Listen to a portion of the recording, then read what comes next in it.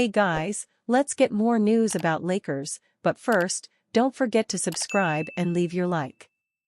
Kendrick Perkins believes LeBron will be on minimum 2 more All-NBA teams before he retires. Former NBA big man Kendrick Perkins, who was once Los Angeles Lakers forward LeBron James' teammate, is convinced that James has multiple All-NBA seasons left in the tank with the start of his 22nd season in the league approaching. Look, LeBron is gonna make a few All-NBA teams until he retire, and I mean minimum 2, Perkins said. Look, he's gonna always pour everything into the game of basketball, and he said that himself. He said, if I get to the point where I feel like I'm cheating the game, I'm gonna walk away. So if he's on the floor, you better believe that we're gonna get the best LeBron James. In the 2023-24 season, his 21st season in the league, James qualified for the All-NBA third team after he averaged 25.7 points while shooting 54% shooting from the field and 41% from three-point range, along with 7.3 rebounds and 8.3 assists per contest. Phoenix Suns guard Devin Booker, Golden State Warriors guard Stephen Curry, Indiana Pacers guard Tyrese Halliburton, and Sacramento Kings big Domantas Sabonis were the 4 other players selected to the All-NBA third team along with James. Also, James has landed on one of the 3 All-NBA squads in all but one of his 21 seasons in the NBA, with the one exception coming during his rookie season, the 2003-2004 season. His inaugural season also marked the lone campaign since joining the league that he didn't receive an All-Star nod. The 39-year-old's 20 All-NBA selection marked the most from any one player in the history of the league by a significant margin. Kareem Abdul-Jabbar, Kobe Bryant and Tim Duncan are in a 3-way tie for having the second most selections to their names with 15 apiece.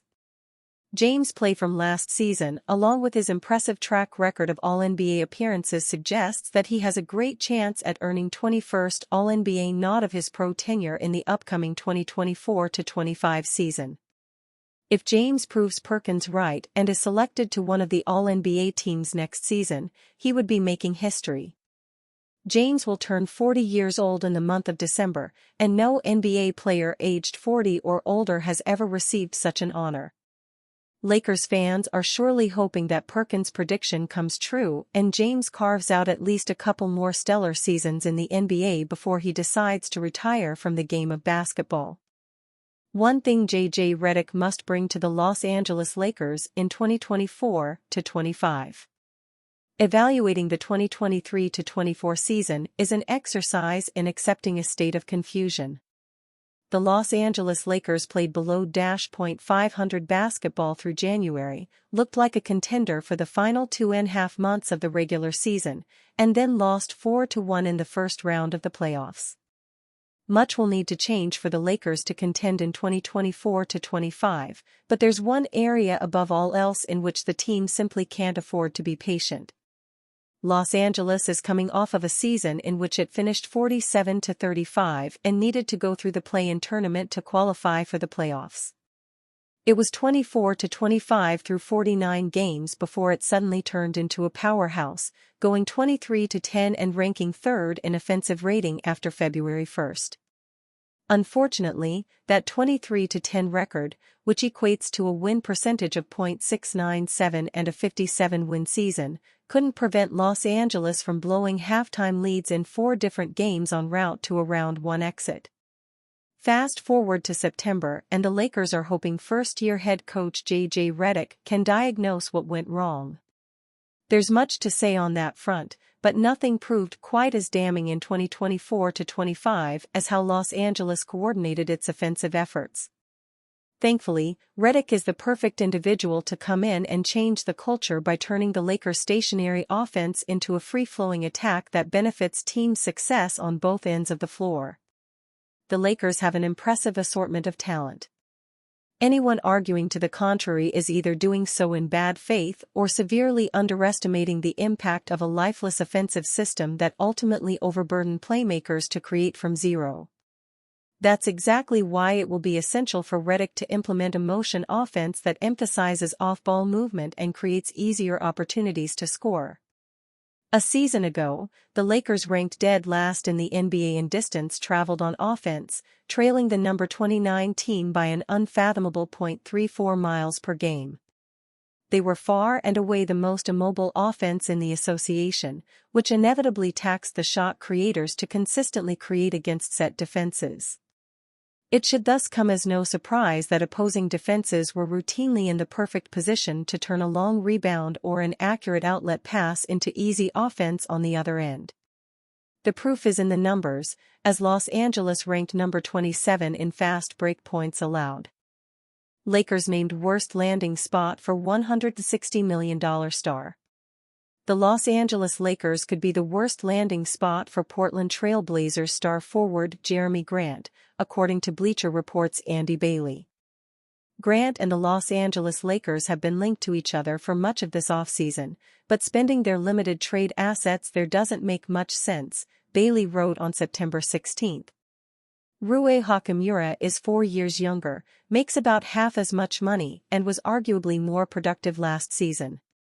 Sean Highkin of the Rose Garden Report wrote on July 4 that the Blazers' asking price for Grant is the Lakers' 2029 and 2031 first-round draft picks.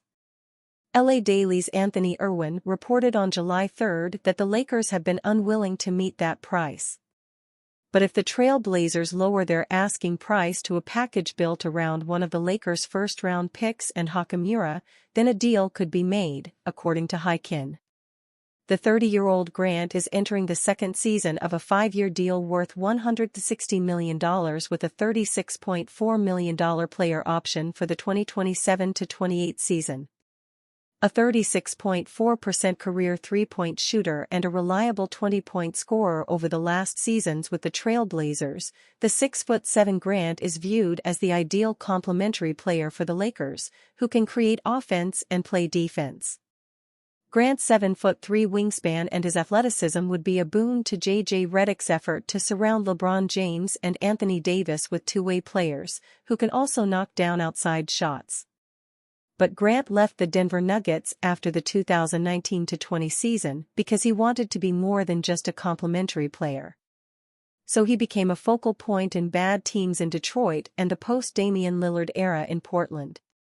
If the Lakers trade for him, the question that is begging for an answer is whether he is willing to become a third wheel again. A Western Conference executive told Heavy's Sean Devaney in July that the Blazers are stubborn. That is part of the reason the veteran forward remains with the rebuilding Blazers. Part of the job is to be stubborn, though, the league executive told Devaney. But part of the job is also seeing your mistakes and getting out of them.